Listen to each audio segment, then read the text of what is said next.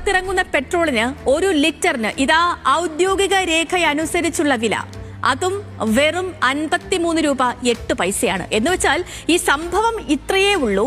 തിരുവനന്തപുരത്ത് 1 litre petrol 107 രൂപ 47 പൈസയ്ക്ക് വാങ്ങുമ്പോൾ ശരിക്കുള്ള വില 53 രൂപ മാത്രമാണ്.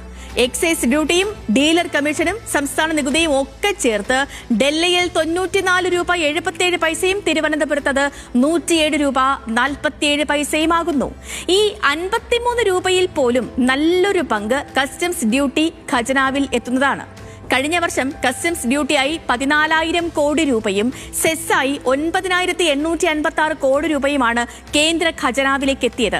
അതായത് ഈ കസ്റ്റംസ് നികുതി കൂടി മാറ്റി നിർത്തിയാൽ ഓരോ ലിറ്ററിനും നമുക്ക് കിട്ടേണ്ടത് 34 രൂപ 14 പൈസയ്ക്കാണ്. സംഭവത്തിന്റെ ഗൗരവം പിടികെട്ടി കാണുമല്ലോ അല്ലേ? 107 രൂപ 47 പൈസ കൊടുക്കുന്നത് വെറും 34 രൂപ 14 പൈസയുടെ പെട്രോളിനാണ്.